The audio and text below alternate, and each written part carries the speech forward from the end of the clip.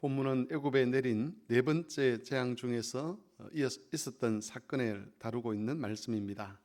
네 번째 재앙은 파리떼로 인해서 애굽 땅이 황폐화되도록 하는 그런 재앙이었습니다.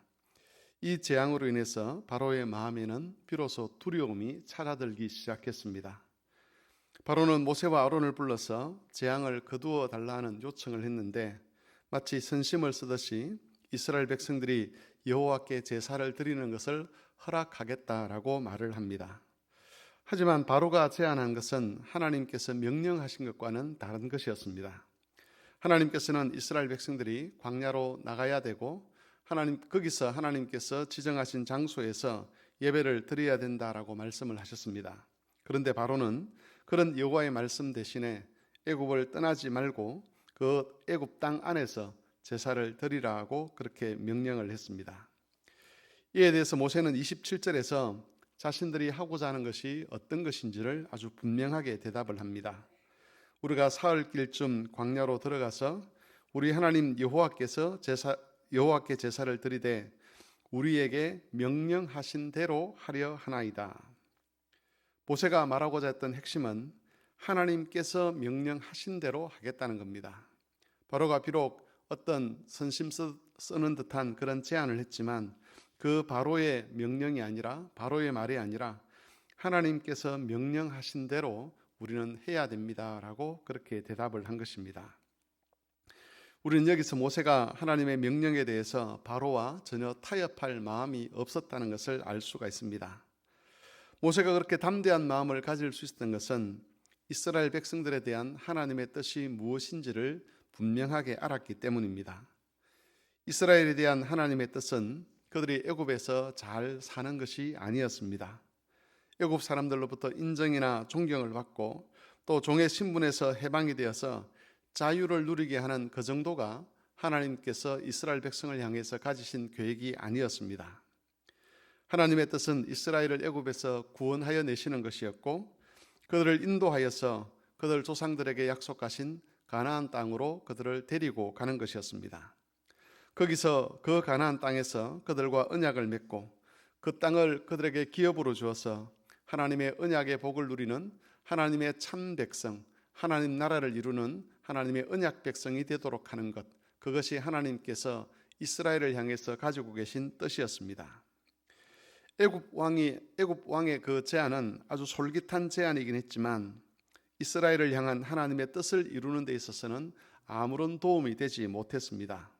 그래서 모세는 분명하게 바로의 제안을 거절하고 하나님께서 명령하신 대로 하겠다라고 그렇게 말을 할 수가 있었던 것입니다. 애굽 왕이 하나님의 명령과는 다른 내용을 제안한 이런 일들은 우리 그리스도인들이 일상의 삶을 살아가면서 항상 겪는 일이기도 합니다. 마귀는 우리가 하나님 말씀에 순종하는 일에 있어서 무조건 불순종하라라고 그렇게 유혹하지는 않습니다. 다만 마귀는 하나님이 명령하신 대로 하기는 하되 다 순종하지 말고 일부만 순종하라는 그런 타협의 메시지를 우리 앞에 던져 놓습니다. 그렇게 되면 세상과 갈등이 없어질 것이고 그것 때문에 그리스도인들이 피해를 보는 일도 없을 것이라고 유혹을 할 때도 있습니다. 교회가 질서를 세우고 지켜가는 일에도 비슷한 말들이 오고 갑니다.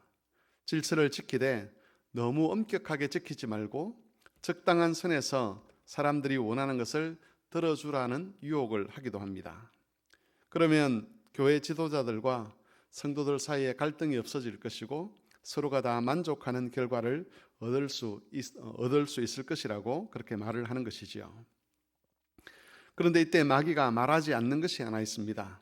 그것은 하나님께서 각 그리스도인들에게 주신 삶의 목적이 무엇인지, 또 하나님께서 교회의 질서를 세우시고 지켜가게 하시는 목적이 무엇인지, 무엇을 기대하시는지에 대해서 마귀는 절대로 말하지 않습니다.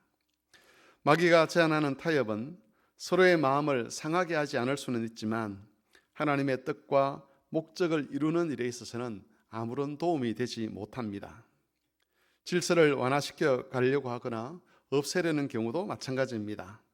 교회의 질서와 규칙과 기준을 세우는 이유는 성도 개인은 물론이고 교회 공동체를 거룩하게 그리고 그리스도의 몸으로 세우기 위한 것입니다. 하지만 질서나 규칙이 흐려지게 되면 교회를 거룩하게 하시려는 하나님의 뜻이 이루어질 수는 없게 되는 것이죠. 오늘날 한국 교회가 외형적으로 보아도 많이 기준과 질서에서 멀어진 성경이 말하는 그런 참 교회의 모습과는 거리가 멀다는 그런 평가들을 많이 받게 됩니다. 이런 일들은 한순간에 일어난 일들이 아니었습니다. 조금씩 기준을 완화하고 사람들이 원하는 것을 들어주고 또 성도들이 자기 삶에서 하나님 말씀에 순종하는 일에 있어서 온전히 순종하지 못하고 조금씩 양보한 결과로 지금은 성경과는 너무 거리가 먼 그런 기독교의 모습을 하고 있다는 것입니다. 그러므로 우리는 모세가 했던 것처럼 우리에게 명령하신 대로 하겠습니다라는 그런 자세를 가지고 주의 말씀을 지켜가야 될 것이고 교회의 질서를 세워가야 할 것입니다. 그렇게 될 때에 우리 각자는 물론이고 교회도 주께서 처음 원하셨던 것처럼 거룩한 교회가 되고 거룩한 백성이 되어서 하나님이 약속하신 모든 구원의 은혜를 바르게 누릴 수 있게 되는 것입니다.